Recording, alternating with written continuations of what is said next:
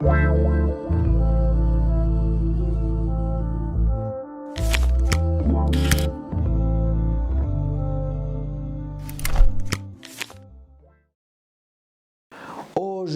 dimanche, jour du Seigneur, nous avons la joie de nous retrouver dans les différents lieux de culte pour nous chrétiens parce que nous célébrons la résurrection de notre Seigneur Jésus-Christ, l'événement central de notre foi.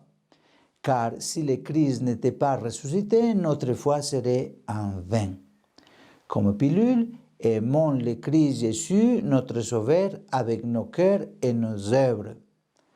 Aujourd'hui, la liturgie catholique nous invite à méditer le chapitre 8 de Saint Matthieu, où Jésus demande à ses disciples « Qui dit-on que je suis ?»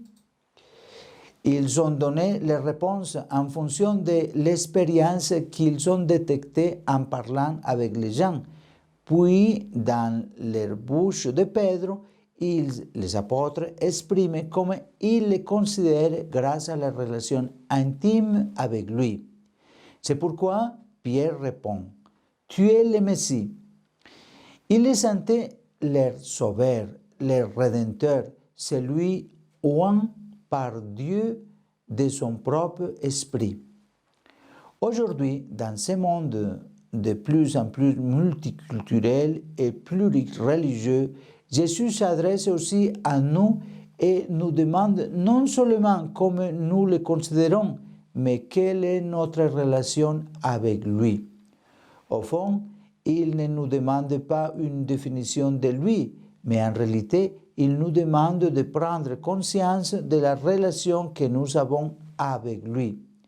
Il est possible que beaucoup d'entre nous en sachent beaucoup sur notre Seigneur Jésus-Christ, mais tout reste dans leur cerveau, dans leur tête, sans que cette connaissance intellectuelle ne descende jusqu'au cœur.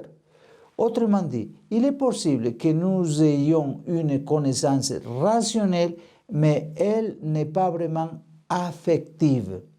Et il faut garder à l'esprit que Dieu est connu et en l'aimant et pas simplement en l'étudiant. C'est pourquoi Jacques, au chapitre 2, nous amène à concrétiser cet amour pour Jésus, car l'affection pour Jésus doit alors se traduire en actions concrètes envers ceux de ce monde que sont son reflet, les pauvres, les humbles et en général tout être humain, puisque chaque être humain est une image de Dieu. Ce qui veut dire que si nous disons que nous connaissons et aimons Jésus, cela implique que nous aimons nos frères. Écoutons ce texte de Saint Jacques qui illustre cette vérité. Mes frères, si quelqu'un prétend avoir la foi sans la mettre en œuvre, à quoi cela sert-il? Sa foi peut-elle le sauver?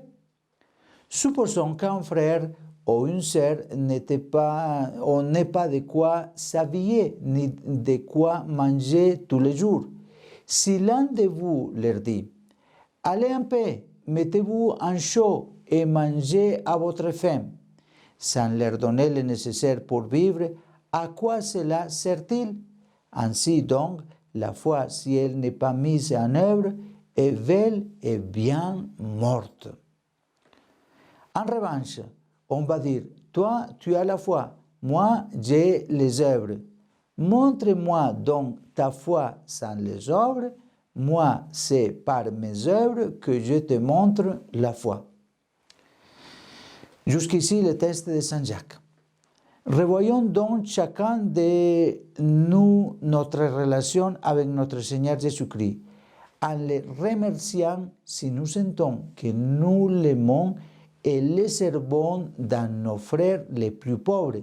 Et si ce n'est pas le cas, demandons-lui de nous donner son esprit pour l'aimer et le servir dans chaque frère qui se présente devant nous en toutes circonstances.